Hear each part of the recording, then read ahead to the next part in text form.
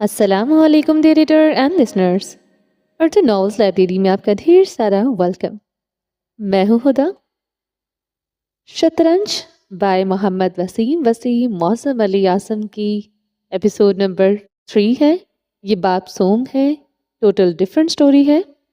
تو چلیں سٹارٹ کرتے ہیں۔ باب کا نام ہے دھنک پور کی کتھا۔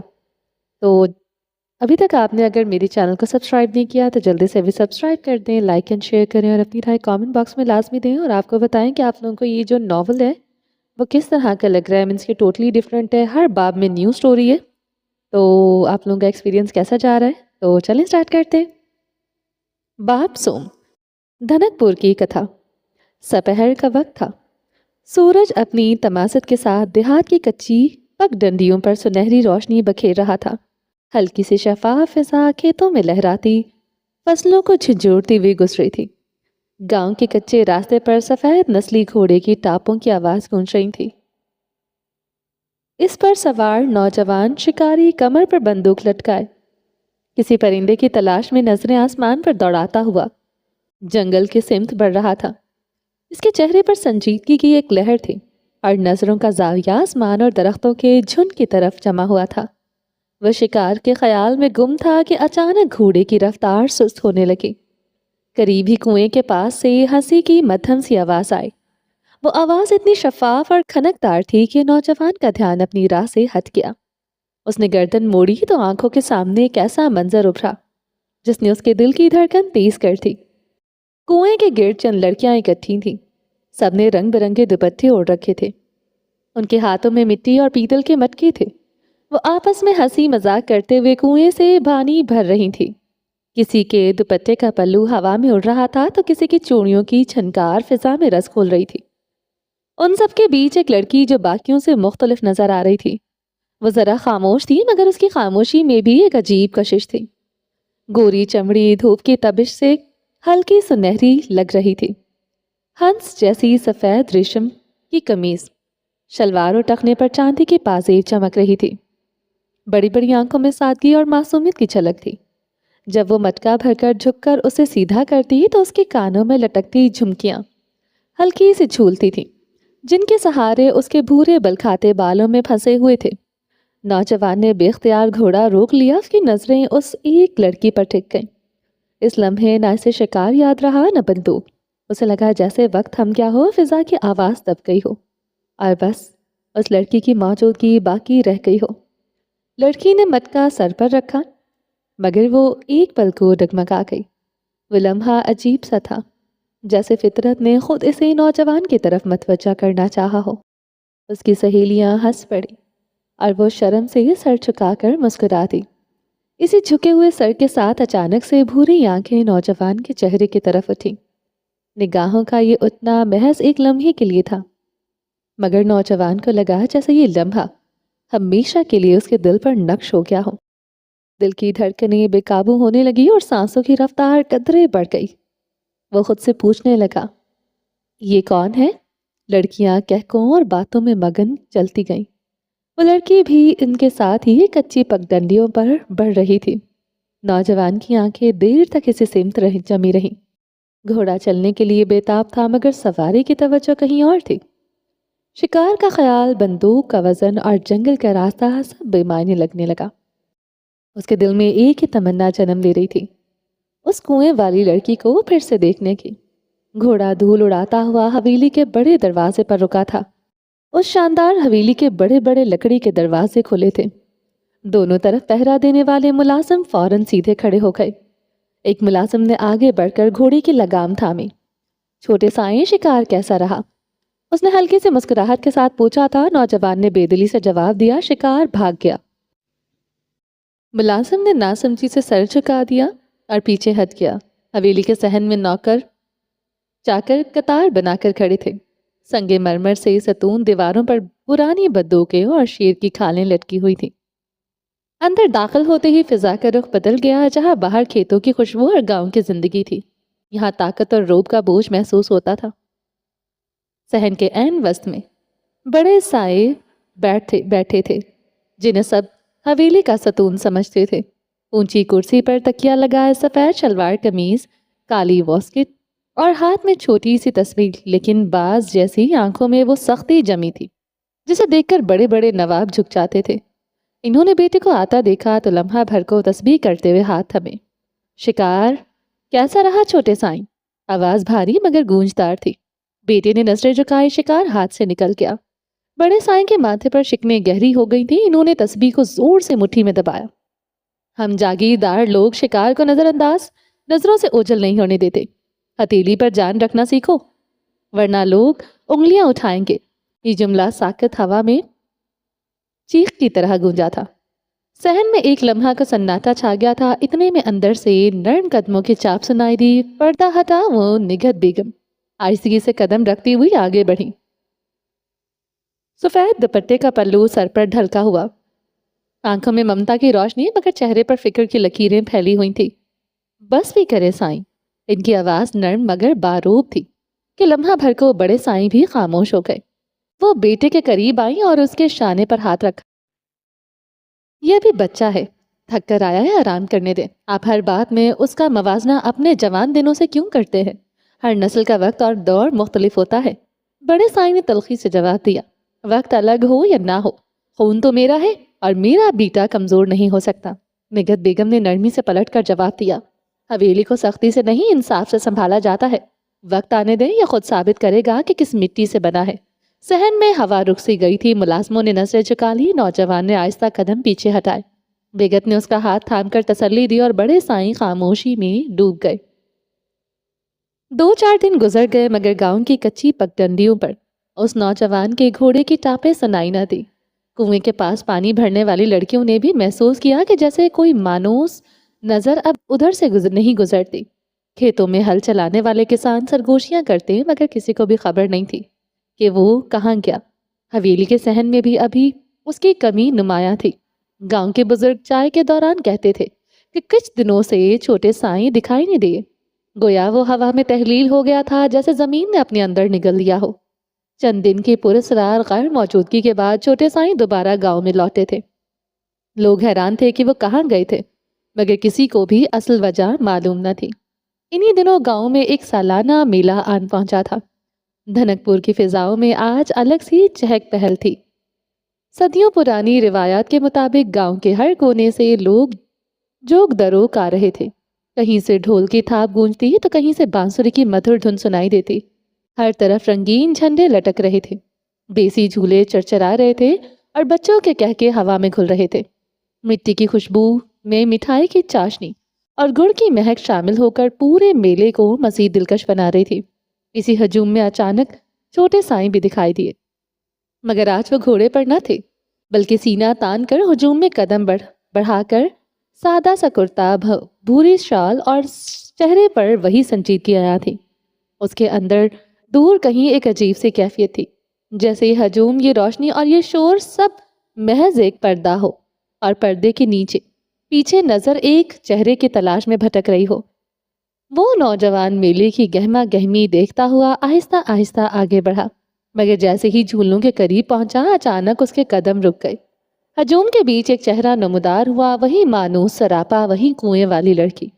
اس بار اس کے ہاتھ میں رنگین چوڑیوں کی ٹوکری تھی اور وہ اپنی سہیلی کے ساتھ کہکے لگاتی ہوئی دکاندار سے بھاؤ تاؤ کر رہی تھی۔ دوپٹے کا پلو ہوا میں لہرا رہا تھا، چوڑیوں کی چھنکار کانوں میں رس کھول رہی تھی اور بھوری آنکھیں روشنی میں اور زیادہ چمک رہی تھی۔ اسی لمحے لڑکی کی چوڑیوں کی ٹوکری دھکم پیل میں ذرا سی ڈگمگ آ گئی اور 2 چوڑیاں پھسل کر زمین پر گر گئی۔ چھوٹے سائیں نے جھک کر فوراً وہ چوڑیاں اٹھا لیں۔ لڑکی ایک پل کو ٹھٹکی، پھر آہستہ آواز میں بولی، یہ میری ہیں۔ چھوٹے سائیں نے مسکراتے ہوئے چوڑیاں آگے بڑھائیں، جی یہ آپ کی ہی ہیں۔ لڑکی نے نظریں جھکائیں اور دھیرے سے کہا، شکریہ۔ شکریہ تو تب بنتا جب میں خود یہ چوڑیاں تحفے میں دیتا۔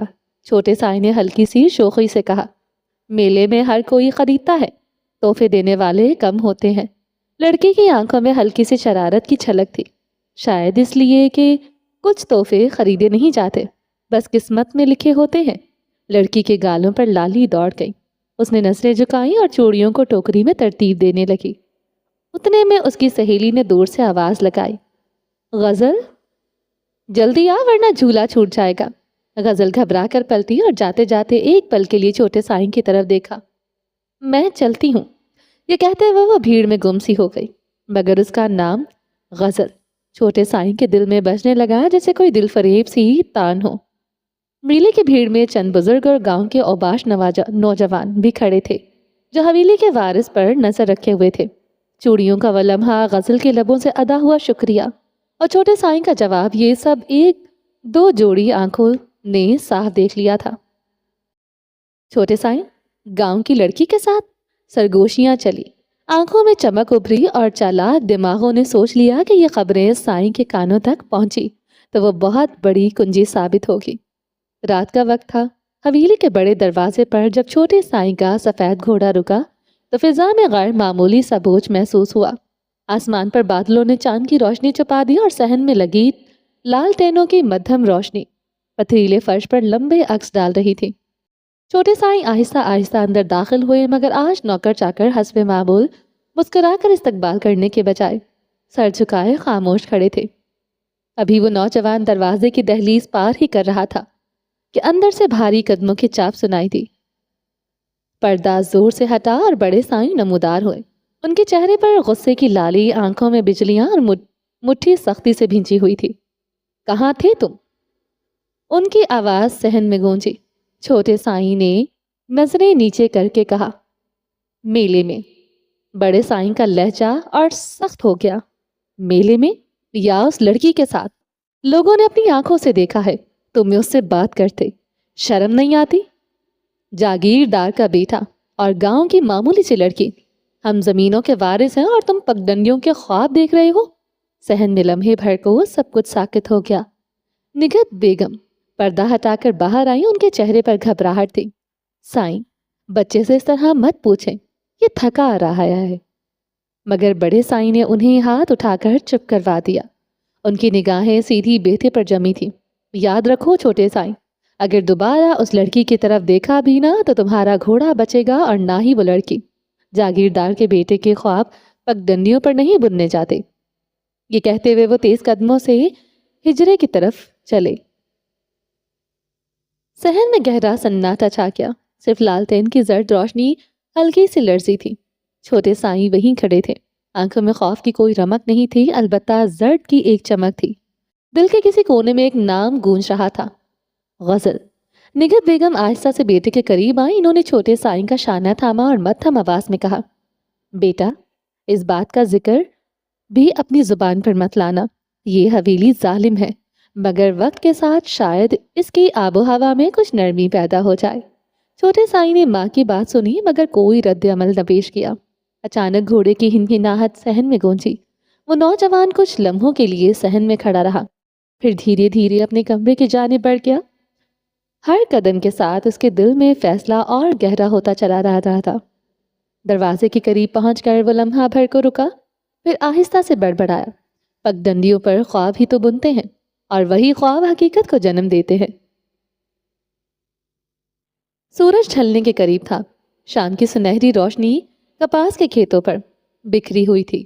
سفید پھولوں کی نرم روئی ہوا کے ہلکے جھونکوں کے ساتھ جھوم رہی تھی، جیسے زمین پر بادل اتر آئے ہوں۔ وہ نوجوان سفید گھوڑے سے اتر کر کھیت کے کچے راستے پر چل رہا تھا۔ دل کی دھڑکنیں بے قابو تھی، ہر لمحہ اسے یہ امید تھی کہ وہ آئے گی۔ کھیت کے کونے میں اچانک پازیب کی چھنکار سنائی دی۔ وہ نوجوان چونک کر رک گیا۔ کپاس کے پودوں کے پیچھے سے ایک مانوس ساز سراپا ابھرا، سبز رنگ کا نفاست سے سلا ہوا سوٹ، بھورے بال شانوں پر ہی بکھرے ہوئے تھے اور بھوری رنگ کی آنکھوں میں خوف اور حیرت کا امتزاج تھا۔ غزل نے قدم روکے اور چاروں جانب تیزی سے نظریں دوڑائیں۔ اگر کسی نے دیکھ لیا تو قیامت ٹوٹ پڑے گی۔ وہ دبے لبوں سے بولی، قیامت تو پہلے ہی ٹوٹ چکی ہے، جب سے آپ کنویں پر دکھائی دی ہیں۔ اس دن کے بعد سکون نہیں مل رہا۔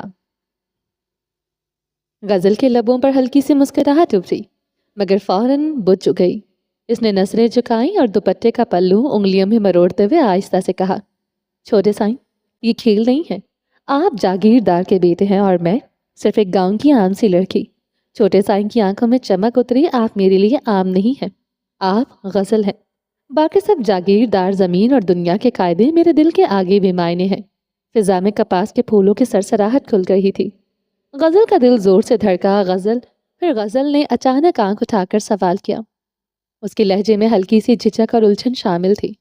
ایک بات بتائیں، آپ نے میری سہیلی کے ہاتھ پیغام کیوں بھیجا تھا؟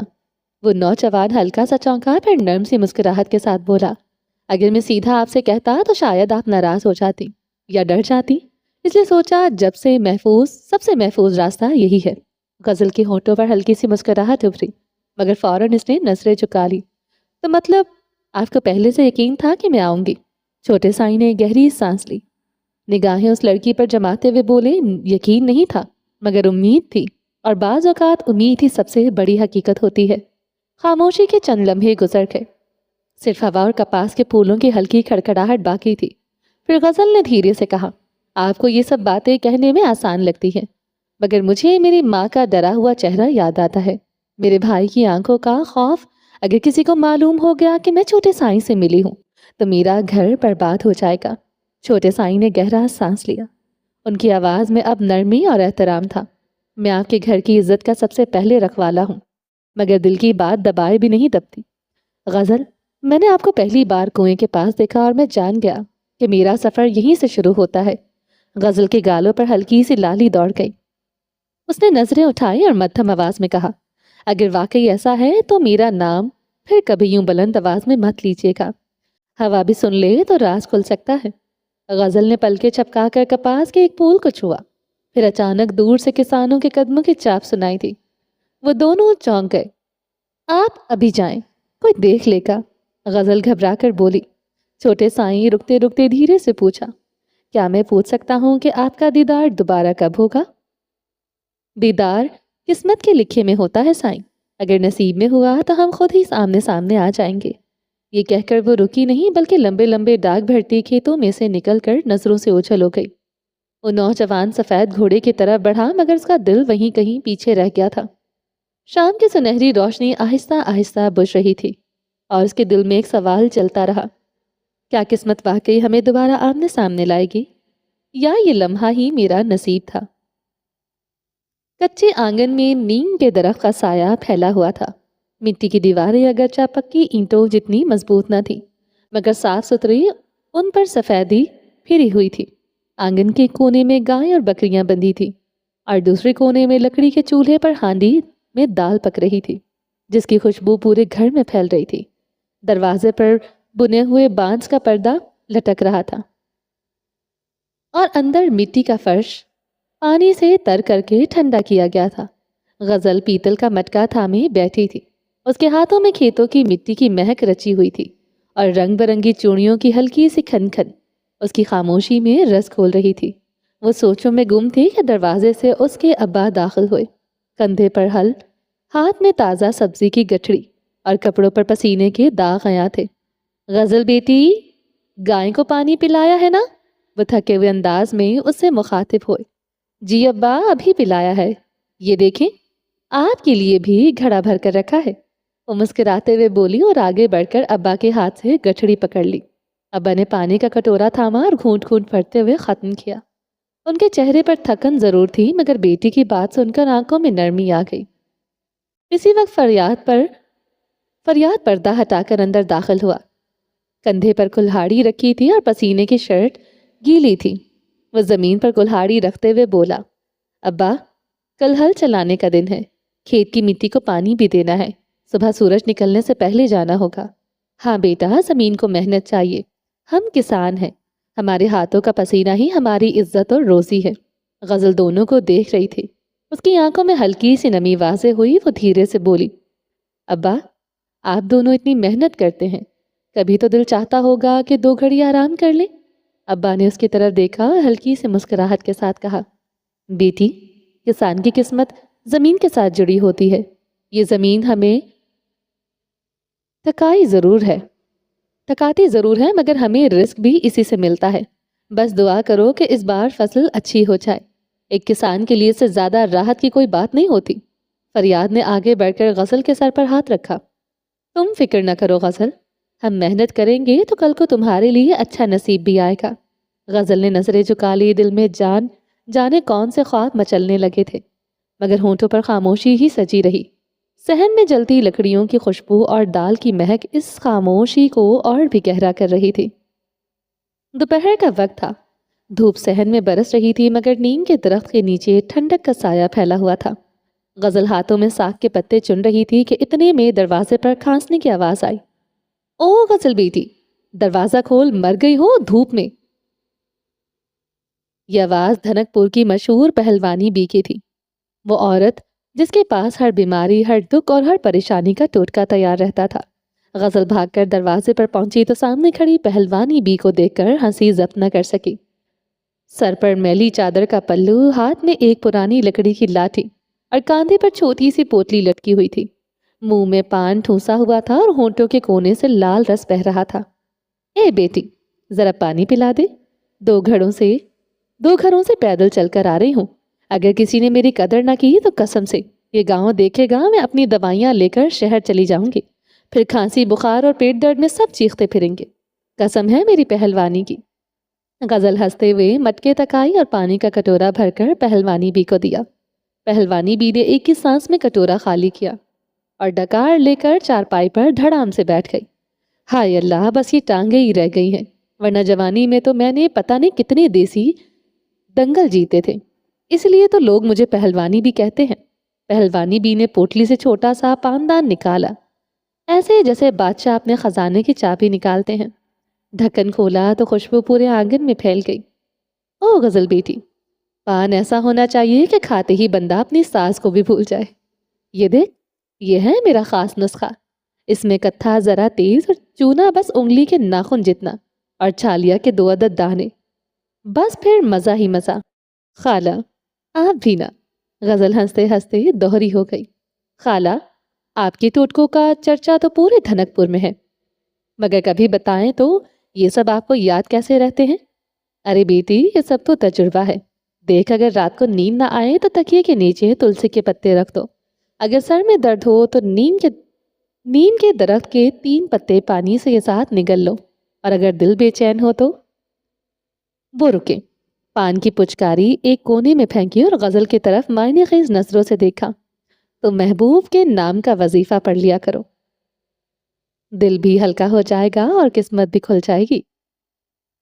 غزل کے گالوں پر لالی آ گئی، وہ جلدی سے نظریں جھکا کر ساگ چننے لگی۔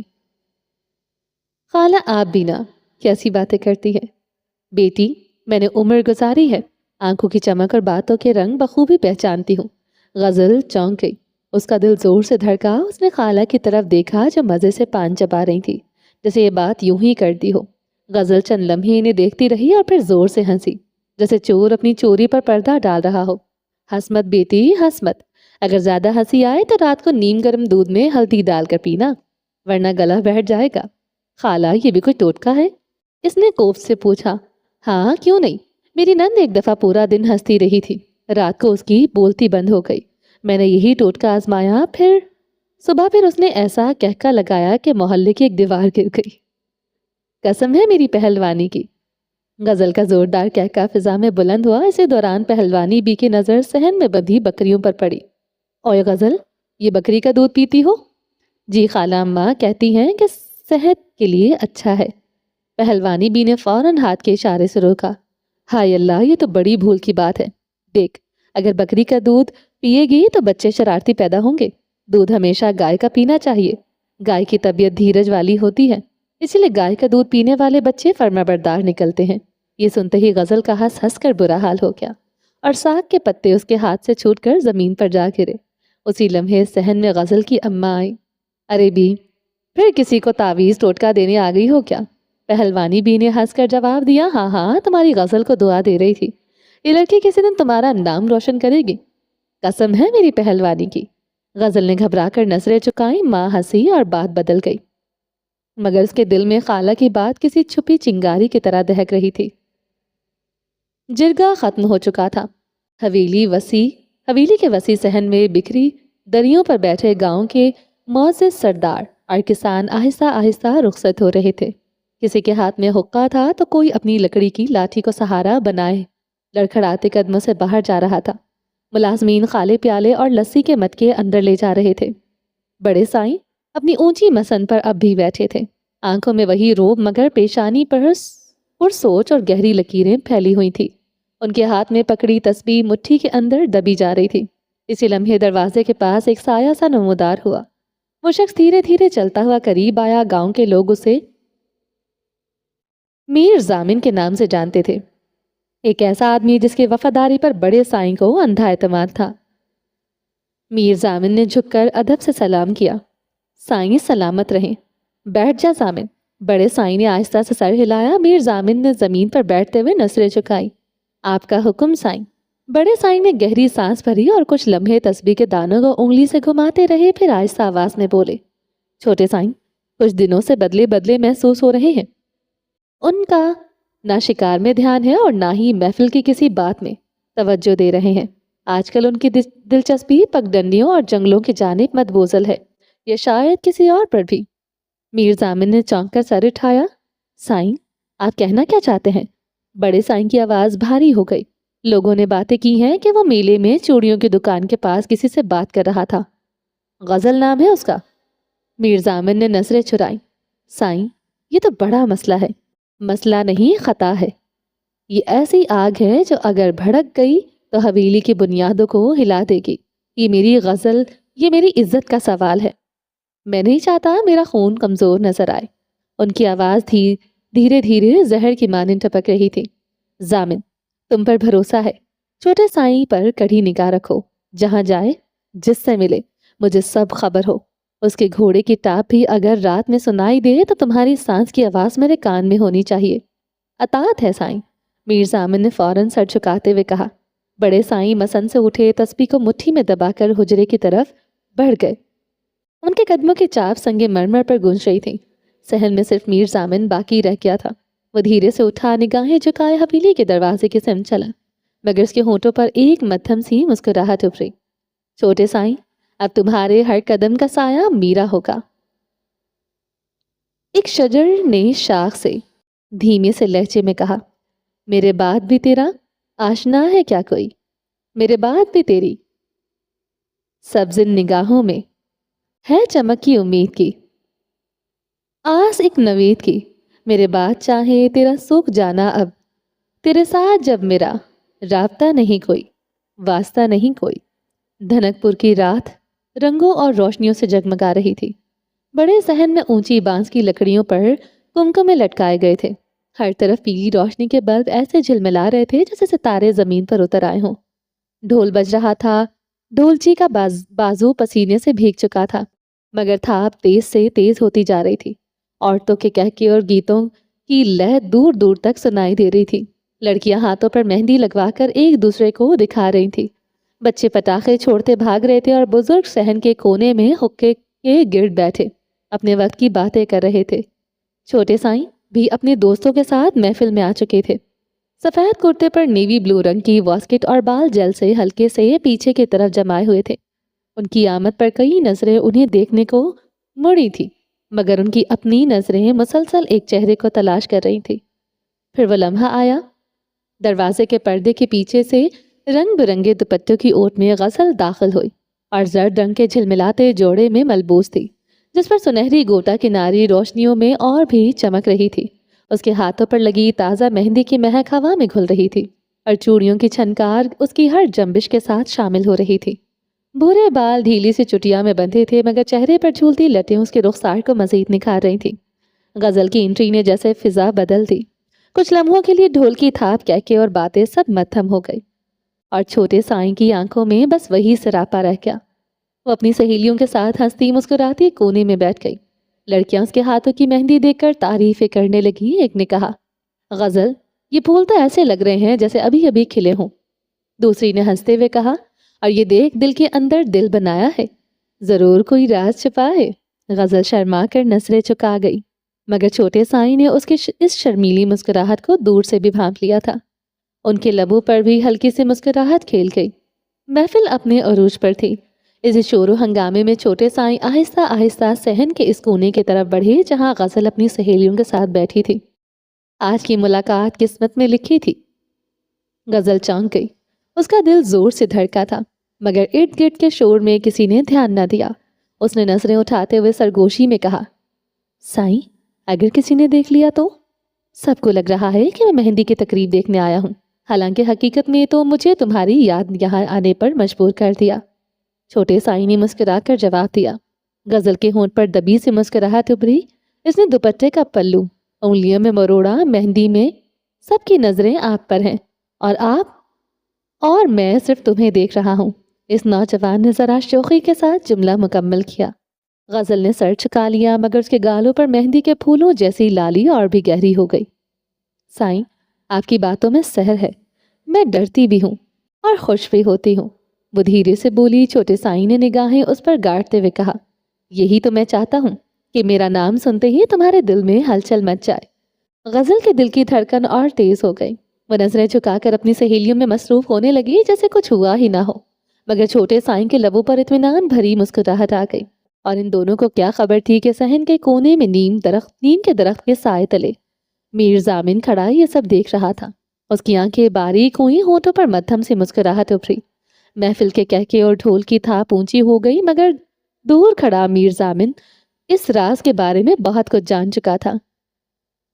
ڈھلتے سورج کی لالی میں کھیت سنہری دکھائی دے رہے تھے، فضل کی بالیاں ہوا میں ہل رہی تھیں اور دور دور تک بیل گاڑیوں کے چرچراہٹ سنائی دے رہی تھی۔ بڑے سائیں اپنے 2-3 خاص ملازموں کے ساتھ کھیتوں کا جائزہ لے رہے تھے، کبھی نہر کے پانی پر نظر ڈالتے تو کبھی کچے راستے پر کھڑے ہو کر منشی سے حساب سنتے۔ ایسے میں ایک لمبا سا سایہ گرد اڑتا ہوا قریب آیا۔ وہ میر ضامن تھا۔ اس کے چہرے پر تھکن کے باوجود ایک عجیب سی چمک تھی، جیسے دل میں کوئی بھاری خبر دبائے چل رہی ہو۔ وہ آہستہ آہستہ بڑے سائیں کی طرف بڑھا اور جھک کر سلام پیش کیا۔ بڑے سائیں نے گھنی مونچھوں کو تاؤ دیتے ہوئے کہا، ہاں ضامن، خیر تو ہے؟ میر ضامن نے ذرا چچکتے ہوئے نظریں جھکائیں اور آہستہ لہجے میں کہا، سائیں، جیسا آپ نے حکم دیا تھا میں نظر رکھے ہوئے تھا۔ کل رات مہندی میں چھوٹے سائیں کو میں نے اس لڑکی کے ساتھ بات کرتے ہوئے اپنی آنکھوں سے دیکھا تھا۔ یہ سنتے ہی بڑے سائیں کا چہرہ سرخ پڑنے لگا، ان کی رگیں تن گئی۔ مونچھوں پر ہاتھ پھیرتے ہوئے وہ غصے سے بولے، کیا کہا تو نے؟ سب کے درمیان؟ مہندی میں؟ جی سائیں، سب کے سامنے۔ میر ضامن نے سر جھکا کر اس بات میں سر ہلایا۔ بڑے سائیں نے ہاتھ کے اشارے سے منشی اور نوکروں کو دور ہٹنے کا اشارہ کیا۔ ان کی آواز بھاری اور کاٹدار تھی، یہ نالائق میرا ہی خون ہو کر اتنی جرات؟ وہ پلٹ کر میر ضامن کی جانب آئے اور تیز لہجے میں پوچھا، کہاں ہے اب وہ؟ ابھی کیوں نظر نہیں آ رہا؟ میر ضامن نے چپ چاپ آہستہ آواز میں جواب دیا، سائیں، چھوٹے سائیں گاؤں میں نہیں ہیں، کل دوپہر کو ہی شہر کے لیے نکل گئے تھے، شاید اپنے دوست سے ملنے گئے ہوں گے۔ بڑے سائیں کی آنکھوں میں خون اتر آیا تھا۔ انہوں نے دانت پیستے ہوئے کہا، ٹھیک ہے، لوٹے گا تو سب کے سامنے حساب ہوگا، نہ وہ بھولے گا اور نہ یہ گاؤں۔ میر ضامن خاموشی سے سر جھکائے کھڑا رہا۔ اس کے ہونٹوں پر دبی دبی سے مسکراہٹ ابھری تھی، جیسے اس کی چال کامیاب ہو گئی ہو۔ کھیتوں کی ہوا میں سنہری بالیاں ہل رہی تھی، مگر فضا میں ایک انجانا سا طوفان جنم لے چکا تھا۔ دوپہر کے سائے لمبے ہونے لگے تھے۔ غزل حسب معمول مٹکا لیے پانی بھرنے کنویں پر آ گئی تھی، مگر دل کے کسی کونے میں بے چینی بڑھ گئی تھی۔ وہ بار بار کنویں کے کنارے جھک کر پانی کے سطح پر اپنا عکس دیکھتی اور پھر جھجک کر نظریں پھیر لیتی، جیسے دل کہہ رہا ہو آج وہ ضرور آئے گا۔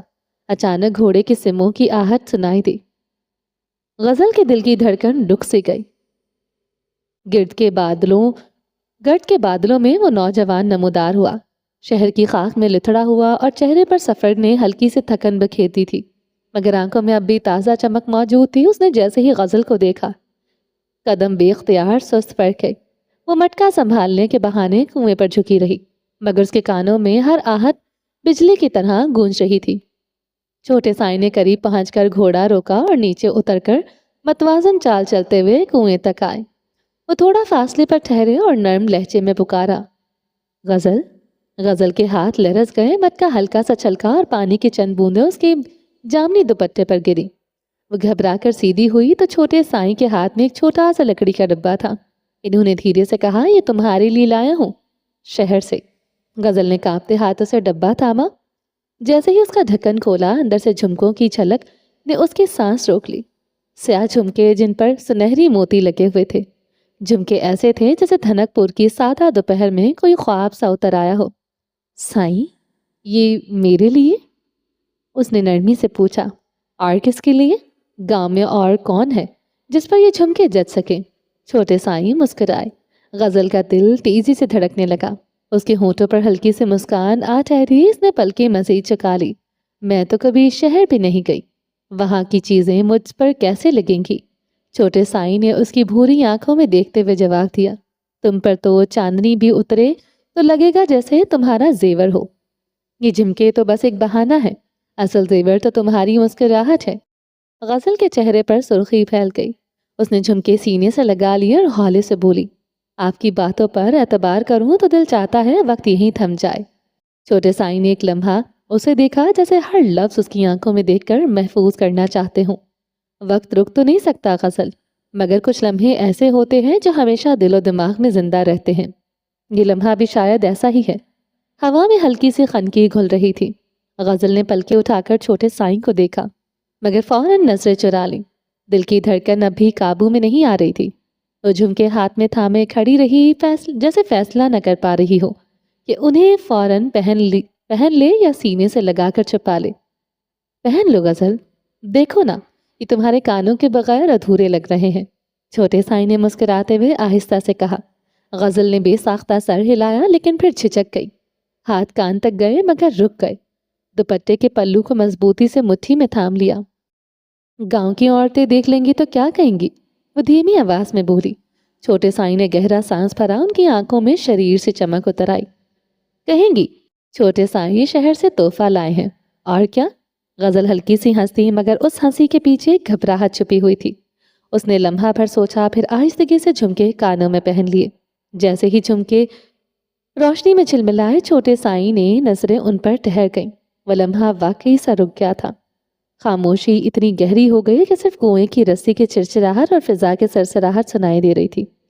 غزل نے دل ہی دل میں دعا کی کہ یہ لمحہ کسی کی نظر میں نہ آئے، مگر اسی لمحے دور سے کسی کے کھانسنے کی آواز نے دونوں کو چونکا دیا۔ غزل گھبرا کر پیچھے ہٹی اور جھمکے فوراً اتار کر دوبارہ ڈبے میں رکھ دیے۔ اب میں چلتی ہوں، اس نے تیزی سے کہا اور دوپٹہ سنبھال کر مٹکا اٹھایا۔ چھوٹے سائی نے کچھ کہنا چاہا، مگر الفاظ ہونٹوں تک آ کر دم توڑ گئے۔ وہ نوجوان صرف اسے دیکھتا رہ گیا، جیسے اس پل کو دل میں قید کر لینا چاہتا ہو۔ حویلی کے بڑے دروازے پر جب چھوٹے سائی کا گھوڑا رکا تو فضا میں کچھ غیر معمولی سی سختی محسوس ہوئی۔ پہرے داروں نے نظریں چکائیں، مگر ان کی آنکھوں میں اجنبیت چھپی ہوئی تھی، جیسے سب کو پہلے ہی معلوم ہو کہ آج صحن میں کچھ ہونے والا ہے۔ چھوٹے سائی ابھی گھوڑے سے اترے ہی تھے کہ بڑے سائی کی آواز پتھر کی دیوار سے ٹکرا کر گونجی، خبردار، آگے مت بڑھنا۔ صحن میں بڑے سائی سے پہلے ہی کھڑے تھے۔ درجن بھر ملازم اطراف میں قطار بنائے کھڑے تھے، جیسے عدالت کے گواہ ہوں۔ فضا میں تناؤ اس قدر تھا کہ لالٹین کی روشنی بھی لرزتی ہوئی محسوس ہو رہی تھی۔ بڑے سائی نے قدم زور سے زمین پر مارا۔ میں نے تمہیں سمجھایا تھا، لیکن شاید تم نے اس حویلی کی عزت کو نیلام کرنے کا فیصلہ ہی کر لیا ہے۔ آج کے بعد تمہارے اس حویلی اور ہمارے زمینوں سے کوئی تعلق نہیں۔ میری آنکھوں کے سامنے سے چلے جاؤ، ورنہ میں ملازموں کو حکم دے کر تمہیں دھکے دے کر باہر نکلوا دوں گا۔ چھوٹے سائی کے قدم لرز گئے، مگر نظریں جھکائے رکھی، دل میں جیسے کسی نے انگارے بھر دیے تھے، لیکن لب کچھ کہنے سے قاصر تھے۔ ملازم آگے بڑھے ہی تھے کہ پردہ ہٹنے کی آواز آئی۔ نگہت بیگم بھاگتی ہوئی صحن میں آئی، آنکھوں سے آنسو بہہ رہے تھے اور سانسیں بے قابو ہو رہی تھی۔ وہ بڑے سائی کے سامنے ہاتھ جوڑ کر کھڑی ہوئیں۔ سائی، خدا کا واسطہ ہے اپنے ہی جگر کے ٹکڑے کو یوں دربدر نہ کریں۔ زمین سے رشتہ توڑ دیں گے تو یہ بچہ ٹوٹ جائے گا۔ یہ آپ کا وارث ہے، آپ کا خون ہے۔ بڑے سائی کا چہرہ مزید سخت ہو گیا۔ وارث؟ یہ کمزوری ہے، دھبا ہے۔ ایسے بیٹے کو وارث کہنا میری توہین ہے۔ سائی، اگر یہ چلا گیا تو میں سانس بھی نہیں لے سکوں گی۔ میرا دکھ آپ کے دکھ سے الگ ہے، اسے یوں بے دخل مت کریں۔ نگہت بیگم نے سسکیوں کے ساتھ التجا کی۔ بڑے سائی نے لمحہ بھر کے لیے نظریں جھکائیں، پھر غصے سے ہاتھ اٹھا کر ملازموں کو رکنے کا اشارہ دیا۔ ٹھیک ہے، تیری خاطر یہ حویلی میں رہے گا، مگر کان کھول کر سن لے، جاگیر اور زمینوں پر اس کا کوئی حق نہیں رہا۔ آج سے یہ صرف تیرا بیٹا ہے، میرا نہیں۔ وہ کہہ کر پلٹنے لگے، لیکن کچھ سوچتے ہوئے مڑے۔ نگاہ گھوڑے پر جا ٹھہری، جو ابھی تک صحن میں کھڑا اپنے مالک کو تڑپتی آنکھوں سے دیکھ رہا تھا۔ اور یہ گھوڑا، یہ اب تمہارا نہیں رہا، یہ میرے استبل میں رہے گا۔ میں دیکھنا چاہتا ہوں گھوڑے کے بغیر بھی تم میں کتنی ہمت باقی ہے۔ ملازم گھوڑے کی لگام تھام کر آگے بڑھا۔ گھوڑا ہنہنایا، زور سے سر جھٹکا، جیسے مالک سے جدا نہ ہونا چاہتا ہو۔ چھوٹے سائی کا دل چھلنی ہو گیا، مگر وہ ماں کے آنسوؤں کے سامنے خاموش تماشائی بن کر کھڑا رہا۔ بڑے سائی تیز قدموں سے حجرے کی طرف بڑھ گئے۔ صحن میں صرف ہوا کی سائیں سائیں اور گھوڑے کی دبی ہوئی ہنہناہٹ باقی رہ گئی تھی۔ نگہت بیگم نے لرزتے ہاتھوں سے بیٹے کا ہاتھ تھاما اور دھیرے سے کہا، پتر، اب یہ حویلی تیرے لیے قید خانہ ہے۔ چھوٹے سائیں کی آنکھوں میں بجھتے چراغ کی روشنی جھلملا رہی تھی۔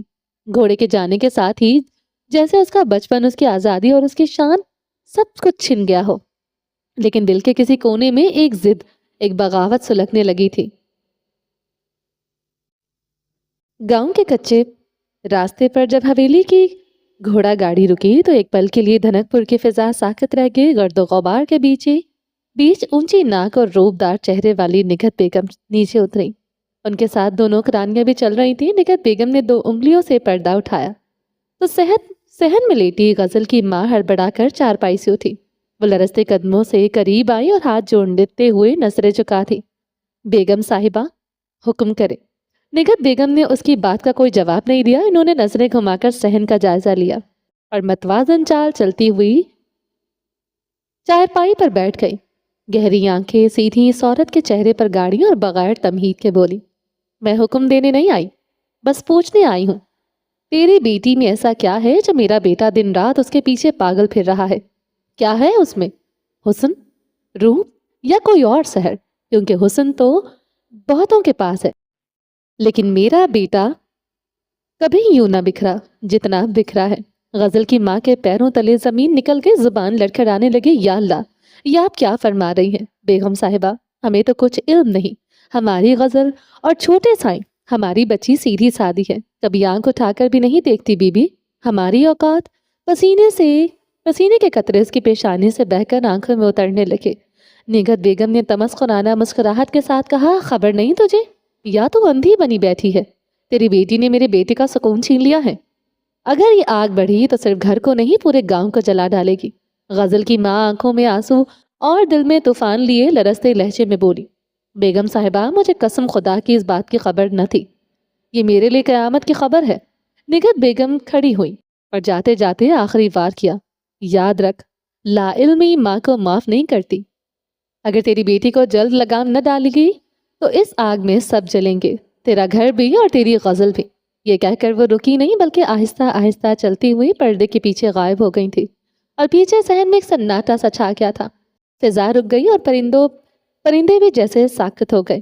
غزل کی ماں کا سانس پھول رہا تھا، آنکھوں میں غصے اور بے یقینی کی آگ دہک رہی تھی۔ وہ تیزی سے اندر گئی۔ غزل کونے میں بیٹھی تھی، چہرہ سفید، ہونٹ نیلے پڑ رہے تھے اور آنکھوں میں خوف اور آنسو تیر رہے تھے۔ اس کی ماں نے ایک جھٹکے سے اس کا بازو پکڑا اور جھنجھوڑتے ہوئے چیخی، یہ سب کیا ہے غزل؟ کیا سننے کو ملا آج؟ جاگیردار کی بیگم ہمارے در پر آ کر پوچھ رہی ہے کہ تیری بیٹی نے میرے بیٹے کو پاگل کر دیا ہے؟ بول، زبان کیوں بند ہے تیری؟ کیا یہ سچ ہے؟ غزل ہچکیاں لے کر زمین کو گھورتی رہی، لب ہلکے ہلے مگر آواز نہ نکلی۔ ماں کا دل پھٹنے لگا۔ اس نے سختی سے غزل کے شانوں پر ہاتھ رکھا، ہمیں رسوا کر دیا تو نے۔ ہم غریب ہیں مگر ہماری غزل ہمارے سر کا تاج ہے، اور تو نے اس تاج کو مٹی میں ملا دیا ہے۔ کیا سمجھا تھا تو نے کہ جاگیردار کا بیٹا تجھے بیاہ لے گا؟ ہائے بے وقوف لڑکی، ہم ان کی جوتی کے برابر بھی نہیں ہے۔ غزل کی آنکھوں سے آنسو دھاروں کی صورت بہہ رہے تھے۔ غزل زمین پر گر پڑی، دونوں ہاتھوں سے چہرہ چھپا لیا، سسکتے ہوئے کہنے لگی، میرا دل بہک گیا، میرا اختیار نہیں رہا ماں۔ اس کی ماں کی آنکھوں میں بھی آنسو بھر آئے تھے، مگر غصے سے نہیں، انہیں بہنے دیا۔ وہ کانپتی ہوئی آواز میں بولی، دل پر اختیار نہیں تو کیا غیرت پر بھی اختیار نہیں رہا؟ یاد رکھ، میں نے تیرے لیے بھوک برداشت کی، محنت کی، مگر میں یہ ہرگز برداشت نہیں کروں گی کہ کوئی تیرے بارے میں ایسے الفاظ بولے۔ اگر مجھے دوبارہ ایسا کچھ سننے کو ملا تو میں خود تیرا گلا دبا کر یہ قصہ تمام کروں گی۔ اور یہ کہہ کر کمرے سے نکل گئی۔ غزل کمرے میں اکیلی رہ گئی، اس کی آنسو مٹھی میں جذب ہوتے گئے۔ غزل نے آنکھیں بند کی تو دل کی دھڑکن نے جیسے پھونک پھونک کر سوال کیا، کیا محبت گناہ بن گئی ہے؟ دوپہر کی تپتی دھوپ میں غزل کنویں کے پاس کھڑی پانی بھر رہی تھی۔ اس کی ہتھیلیاں پسینے سے نم تھیں، مٹکا لبالب بھر کر اس نے اٹھایا تو پاؤں اچانک پھسل گیا۔ مٹکا ہاتھ سے چھوٹ کر زمین پر زور سے گرا اور چکنا چور ہو گیا۔ پانی مٹی میں جذب ہو گیا اور مٹی پر ایک دائرہ سا بن گیا۔ غزل کے قدم جیسے زمین میں دھس گئے۔ وہ دیر تک ٹوٹی کرسیوں کو خالی خالی نظروں سے دیکھتی رہی، دل میں ایک انجانا سا خوف سما گیا۔ رات کا وقت تھا، چھوٹے سائیں اپنے کمرے میں گہری نیند سو رہے تھے۔ خواب میں دیکھا کہ سفید گھوڑا جس پر وہ ہمیشہ سوار رہتے تھے اچانک دلدل میں دھسنے لگا ہے۔ گھوڑے کی ہنہناہٹ فضا میں گونج رہی تھی اور رات کی تاریکی میں جلتے چراغ ایک ایک کرتے بجھتے جا رہے تھے۔ چھوٹے سائیں گھبرا کر جاگ اٹھے، پسینے سے شرابور بدن کانپ رہا تھا۔ یہ کیسا خواب تھا؟ وزیری لب بڑبڑائے۔ اگلے دن بھی اس کے رویے میں عجیب سی بے دلی تھی۔ شکار پر کھینچا نشان خطا جا رہا تھا۔ قریب کھڑے دوست نے اکتاہٹ سے پوچھا، تمہارا دھیان کہیں اور ہے؟ سب ٹھیک تو ہے نا؟ چھوٹے سائیں نے سوال کو نظر انداز کیا مگر دل ہی دل میں اعتراف کیا، نہیں سب ٹھیک نہیں۔ غزل کی آنکھوں کے نیچے ہلکے اترنے لگے تھے۔ کام کاج کرتے کرتے اس کا دھیان اکثر بٹ جاتا۔ کبھی کھانے میں نمک زیادہ ڈال دیتی تو کبھی کپڑوں کی سلائی ادھوری چھوڑ دیتی۔ ماں ڈانٹتی تو خاموشی سے نظریں چکا لیتی۔ رات کو جاگتی رہتی اور صحن میں بیٹھ کر آسمان کو تکتی، جیسے ستاروں کی چمک میں کسی کا چہرہ تلاش کر رہی ہو۔ ٹوٹے مٹکے کی کھنک اب بھی اس کے دل میں چپتی تھی اور ہر آہٹ پر وہ چونک جاتی تھی۔ گاؤں کے میدان میں آج الگ ہی رونق تھی۔ دھنک پور میں آج فصل کٹائی کا جشن بھرپور انداز میں منایا جا رہا تھا۔ ہر طرف مٹی کی سوندھی سی خوشبو اور خوشی کی گونج پھیلی ہوئی تھی۔ غزل بھی عورتوں کے ساتھ آئی تھی۔ اس نے آسمانی رنگ کا دوپٹہ اوڑھ رکھا تھا جس میں سے اس کے بھورے بال پھسل پھسل کر شانوں پر بکھر رہے تھے۔ اس کی بھوری آنکھوں میں کسی انجانے خوف کا سایہ پھیلا ہوا تھا۔ چھوٹے سائیں بھی چند دوستوں کے ساتھ اس جشن میں آئے تھے مگر ان کا انداز مختلف سا تھا۔ وہ سب کے پیچھے کھڑے، چہرے پر سکوت اور نظریں ہجوم کو کاٹتی ہوئی ہر سمت کسی ایک شخص کو تلاش کر رہی تھی۔ اچانک غزل نے محسوس کیا کہ بھیڑ کے شور میں ایک نگاہ اس کے دل کو چھو کر گزر گئی تھی۔ اس نے پلکیں اٹھائیں اور سامنے دور کھڑے چھوٹے سائیں کو دیکھا۔ لمحے بھر کو دنیا تھم گئی۔ اسی دوران عورتوں کے ہجوم میں ایک چھوٹی سی بچی غزل کے قریب آئی۔ اس کے ہاتھ میں ایک رنگین کاغذ تھا۔ اس بچی نے مسکراتے ہوئے وہ کاغذ غزل کی طرف بڑھایا اور نرمی سے بولی، یہ کاغذ آپ کے لیے ہے۔ غزل نے دل کی دھڑکن تھم گئی۔ اس نے کانپتے ہاتھوں سے کاغذ پکڑا اور جلدی سے دوپٹے کے نیچے چھپا لیا۔ آنکھیں اوپر اٹھائیں تو چھوٹے سائیں بھیڑ میں نظروں سے اوجھل ہو چکے تھے۔ گھر لوٹنے تک غزل کے قدم زمین پر نہیں ٹک رہے تھے۔ اس نے ایک لمحے کے لیے دوپٹے کے اندر کاغذ کے تہہ پر انگلی پھیری، پھر ہاتھ سختی سے بند کر لیا۔ دل چاہا کہ فوراً کھول لے مگر ارد گرد اتنی نظریں تھیں کہ ہمت نہ پڑی۔ وہ ہجوم میں کھڑی رہی لیکن دل و دماغ صرف ایک ہی سوال گونج رہا تھا، اس کاغذ میں کیا لکھا ہے؟ رات گہری ہو چکی تھی۔ جشن کا شور پیچھے رہ گیا تھا۔ گاؤں کی گلیاں سنسان تھی، صرف کہیں کہیں کتوں کے بھونکنے کی آوازیں کانوں میں پڑتی تھیں۔ غزل گھر آ کر سیدھی کمرے میں چلی گئی۔ دل کی رفتار حد درجہ تیز تھی۔ کمرے کا دروازہ بند کر کے اس نے آہستگی سے دوپٹہ اتارا۔ ہاتھ کپ کپا رہے تھے۔ دوپٹے کے نیچے چھپا ہوا وہ کاغذ اب بھی مٹھی میں قید تھا۔ کمرے میں چلتی چراغ کی روشنی ٹمٹماتی ہوئی کمرے میں فضا کو مزید بوجھل بنا رہی تھی۔ اس نے ایک گہرا سانس لیا اور کاغذ کھولا۔ صفحے پر سیاہی کی لکیریں یوں لگ رہی تھی جیسے جلدی میں لکھی گئی ہوں، مگر وہ ہر لفظ کے پیچھے چھپی ہوئی شدت کو بخوبی محسوس کر سکتی تھی۔ اس کاغذ کے اوپر لکھی ہوئی سطریں کچھ یوں تھی، میری زندگی میں صرف 2 رنگ تھے، سفید اور سیاہ۔ جب تمہیں کنویں کے پاس دیکھا تو میری زندگی میں دھنک کا ہر رنگ کھل گیا۔ میں تم سے ملنا چاہتا ہوں، تم سے بات کرنا چاہتا ہوں، وہ سب کہنا چاہتا ہوں جو نگاہیں عرصے سے کہنے کی کوشش کر رہی ہیں۔ میں کچھ دنوں کے لیے ایک ضروری کام سے شہر جا رہا ہوں، لیکن جس دن چاند مکمل ہوگا میں تمہارا انتظار کروں گا، وہیں جہاں میں نے پہلی بار تمہیں دیکھا تھا۔ اگر تم نہ آئی یہ دل ہمیشہ ادھورا رہے گا، اور اگر آ گئی تو شاید یہ وقت تھم جائے۔ تمہارا سائیں۔ غزل کے دل میں خوف اور خوشی ایک ساتھ جاگ اٹھی۔ اس نے کاغذ کو سینے سے لگایا جیسے دھڑکن کو دلاسا دے رہی ہو، پھر اچانک چونک کر کھڑکی کی طرف دیکھا، کہیں کوئی دیکھ تو نہیں رہا۔ کمرے میں صرف چراغ کی لو کانپ رہی تھی۔ غزل نے جلدی سے کاغذ لپیٹا، تکیے کے نیچے چھپایا اور چراغ بجھا دیا۔ آسمان پر چاند اپنی پوری روشنی کے ساتھ چمک رہا تھا۔ گاؤں کے کھیتوں میں شبنم کی نمی اور دور سے ٹڈیوں کی آوازیں ماحول کو مزید پراسرار بنا رہی تھی۔ غزل آہستہ آہستہ قدم بڑھاتی اس کنویں کے پاس پہنچی جہاں پہلی بار وہ نظر آیا تھا۔ وہ پہنچ کر لمحہ بھر رکی۔ چاندنی کنویں کے پانی اور چاندی کی پازیب پر جھلک رہی تھی۔ سفید دوپٹہ سر پر ٹکا ہوا تھا اور کانوں میں وہی جھمکے لٹک رہے تھے جو کسی خاص شخص نے تحفے میں پیش کیے تھے۔ اچانک پیچھے سے ہلکی سی چاپ سنائی دی۔ غزل چونک کر مڑی۔ سفید کرتے پر سیاہ شال میں لپٹا وہ شخص چاندنی کے حصار میں کھڑا تھا۔ اس کی آنکھوں میں وہی بے قراری، وہی شدت جھلک رہی تھی جو کاغذ پر سطر در سطر درج تھی۔ غزل، چھوٹے سائی نے اس کا نام ایسے پکارا جیسے برسوں سے دل میں دبائے رکھا ہو۔ آواز میں ایک لرزش، ایک چاہت تھی جو سیدھی غزل کے دل کو چھو گئی۔ غزل کی آنکھیں جھک گئی، دل تیز دھڑکنے لگا۔ چند لمحے دونوں کے درمیان خاموشی کا ایک لمبا وقفہ حائل ہو گیا، جسے چھوٹے سائی نے توڑا۔ میں نے سوچا تھا یہ لمحہ کبھی آئے گا بھی یا نہیں، اس نوجوان نے دھیمی آواز میں کہا۔ اس خط کے بعد ہر رات یہی خیال آتا رہا کہ شاید تم نہیں آؤ گی۔ غزل کی پلکیں لرزیں، دل کی دھڑکن اتنی تیز تھی کہ یوں محسوس ہوتا تھا کہ دل پسلیاں توڑ کر باہر نکل آئے گا۔ آپ نے بلایا اور میں آ گئی۔ چھوٹے سائیں کے لبوں پر ہلکی سی مسکراہٹ رنگ گئی۔ انہوں نے جھمکوں کی طرف اشارہ کرتے ہوئے کہا، یہ تحفہ تمہارے حسن کی وجہ سے مزید خوبصورت لگ رہا ہے۔